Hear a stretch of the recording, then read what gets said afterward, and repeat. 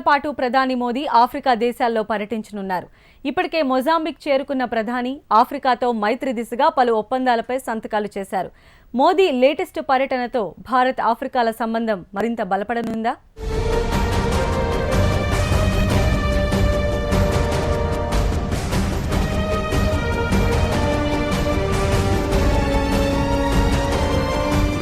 నమస్తే సార్. ఈరోజు మనం కనుక చూసినట్లయితే మోదీ ఆఫ్రికా పర్యటనే ప్రధానంగా కనిపిస్తోంది. సో మోదీ ఆఫ్రికా పర్యటన ఏ విధంగా సక్సెస్ అయ్యే అవకాశం ఉంది? రెండు దేశాల మధ్య ఎలాంటి సంబంధాలు ఎక్కువ అయ్యే అవకాశం ఉంది? ఆఫ్రికా ఒకప్పుడు బ్రిటన్ లేదా అమెరికా లాంటి పాశ్చాత్య దేశాల రేడార్లోనే ఉండేది. అంటే పెద్ద ఎత్తున బ్రిటిష్ వలసవాదము ఆఫ్రికాలోని అనేక ప్రాంతాలని తన గుప్పిట్లో పెంచుకుంది. తర్వాత అనేక రకాల వలసవాదం చేతుల్లో ఉండేది.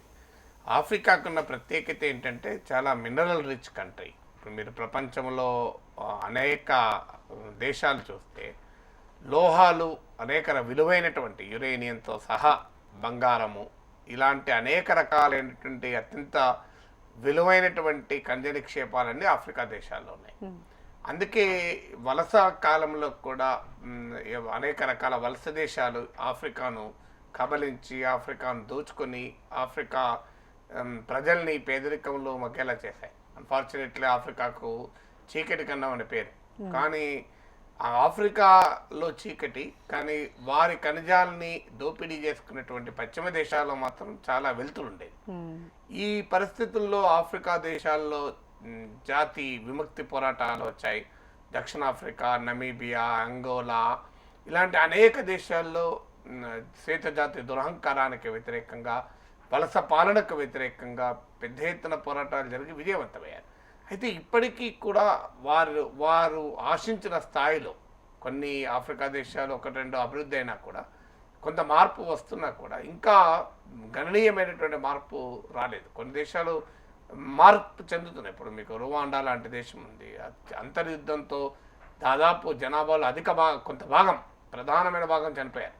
అయినా కూడా ఆ దేశం పుంజుకుంది. ఇప్పుడు డ్రోన్లతోని రువాండాలను కొండ ప్రాంతాల్లో వైద్య సేవలు అందుబాటులోకి తెచ్చేటువంటి కార్యక్రమం మొదలుపెట్టారు. ఇలా చాలా సంపదకు అవకాశం ఉండి సంపద నోచుకొని సంపద దోచుకోబడుతున్నటువంటి కన్నమి. అయితే వీళ్ళలో ఒక ఆలోచన ఆఫ్రికా దేశాల్లో ఏం మొదలైందంటే మమ్మల్ని బ్రిటన్ కానీ ఇతర పశ్చిమ దేశాలు కానీ దోచుకుంటున్నాయి, అందువల్ల మా అభివృద్ధిని కాంక్షించేటువంటి భాగస్వామ్యం కావాలి అనేటువంటి ఆలోచన పెరిగింది. ఆ ఆలోచన పెరగడమే చైనా ఉపయోగాన్ని ఉంచుకోవడానికి అవకాశం వచ్చింది. చైనా పెట్టుబడులు ఆఫ్రికా ఖండంలో పెద్ద ఎత్తున ప్రవేశించి చైనాకు తనకు కావలసినటువంటి ఇండస్ట్రియల్ ప్రొడక్షన్కు అవసరమైన మినరల్ రిసోర్సెస్ అన్నీ ఆఫ్రికా నుంచి పొందడం మొదలుపెట్టాయి. చైనాతో ఇప్పుడు భారతదేశం పోటీ పడే కార్యక్రమం మొదలుపెట్టింది. భారతదేశం తన మేక్ ఇన్ ఇండియా కార్యక్రమానికి కానీ ఇతర కానీ కావాల్సినటువంటి రా మెటీరియల్ ఆఫ్రికా నుంచి ఎక్స్ట్రాక్ట్ చేసుకునేటువంటి పనిలో పడింది. కానీ ఈ రిలేషన్స్ లాంగ్ టర్మ్లో నిలబడం.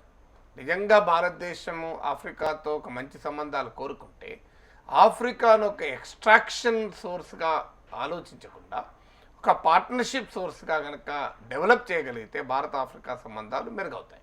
ఇప్పుడు సమస్య ఏంటంటే ఆఫ్రికాలో ఉన్నటువంటి ఖనిజ నిక్షేపాలను మనం తెచ్చుకొని మనం ఇండస్ట్రీస్ పెట్టుకుని మనం డెవలప్ అయ్యి ఆఫ్రికాకు ఆ డెవలప్మెంట్లో భాగస్వామ్యం లేకపోతే ఒకప్పుడు వలస పాలనకు వ్యతిరేకంగానైతే ఆఫ్రికన్లు ఏ రకంగా పోరాడారో భారత్ పట్ల కూడా అదే వైఖరి ఉంటుంది. ఇప్పుడు ఉదాహరణకి మీకు ఆఫ్రికాలో పెద్ద ఎత్తున భూములను మన భారతదేశం సంబంధించిన కంపెనీలు కొంటున్నాయి.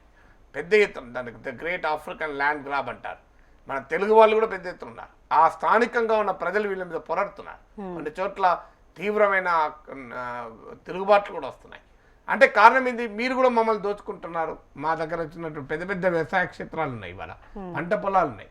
అందువల్ల ఆఫ్రికా ప్రజల యొక్క జీవన ప్రమాణాలను పెంచే రీతిలో కనుక భారత ఆఫ్రికా భాగస్వామ్యం రూపొందితే వాళ్ళు ఆఫ్రికా దేశాలు ఆశిస్తున్నవి. ఆ రకంగా ఇండియా కనుక తన పార్ట్నర్షిప్ను రీడిఫైన్ చేసుకోగలిగితే ఖచ్చితంగా భారతదేశానికి ఆఫ్రికాకు బ్రహ్మాండమైన సంబంధాలు ఉంటాయి. ఎందుకంటే చారిత్రకమైన సాంస్కృతికమైన సంబంధాలు ఉన్నాయి.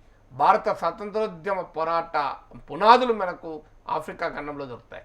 మహాత్మా గాంధీ జోనస్బర్గ్లో జరిగిన సంఘటన, దక్షిణాఫ్రికాలో ఆయన చదువుతున్న రోజుల్లో అక్కడ ఆయన అనుభవించినటువంటి జాతి దురహంకారాన్ని, దానికి వ్యతిరేకంగా గాంధీజీ జరిపినటువంటి అహింసాయుత పోరాటం, అదే స్ఫూర్తిగా భారతదేశానికి తిరిగి వచ్చాక స్వాతంత్ర పోరాటం జరిపారు.